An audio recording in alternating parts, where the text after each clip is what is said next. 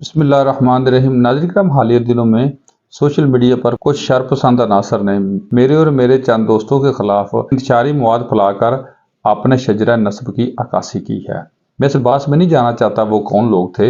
इंशाल्लाह बहुत जल्द मंजरे आम पर आ जाएंगे, लेकिन 3 फितरी कवानीन जो कड़वे हैं लेकिन हक पर हैं वो आपके सामने रखता हूँ। पहला कानून फितरत है, अगर खेत में दाना ना डाला जाए तो कुदरत उसे घास फूस से भर देती है।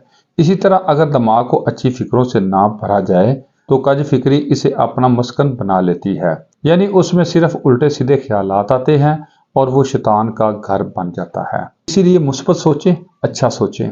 दूसरा कानून फितरत ये है कि जिसके पास जो कुछ होता है वो वही कुछ बांटता है। खुश मिजाज इंसान खुशियां बांटता है, गमज़दा इंसान गम बांटता है, आलम इल्म बांटता है, दीनदार इंसान दीन बांटता है, खौफज़दा इंसान खौफ बांटता है। इसलिए खुद में मुस्बत एहसास पैदा करें, अच्छी चीज़ें सीखें, मसरूफ़ रहें और खुश रहें।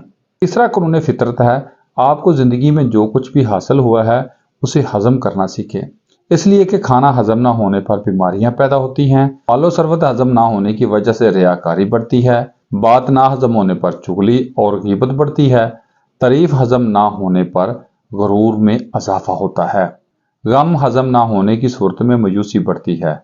एक बामकसद और बाइखलाक ज़िंदगी गुजारें, लोगों के लिए आसानियां पैदा करें, खुश रहें और खुशियां बांटें। ये कभी ना सोचें कि फेक आइडीज़ की नजायज़ पैदावार आपकी किरदार कशी की नाकाम कोशिश कर रही है, बल्कि यह ज़हन नशीन कर लें, कुत्ते के भौंकने से इंसान की इज्जत में कमी नहीं होती, बल्कि कुत्ते की औकात का पता चल जाता है। घटिया और बगैरत शख्स हमेशा मुनाफिकत करके अपने खानदान की अक्कासी करेगा, जबकि खानदानी और नस्ली शख्स मुंह पर बात करके अपने और अपने खानदान की इज्जत व तकरीम में इजाफे का सबब बनेगा।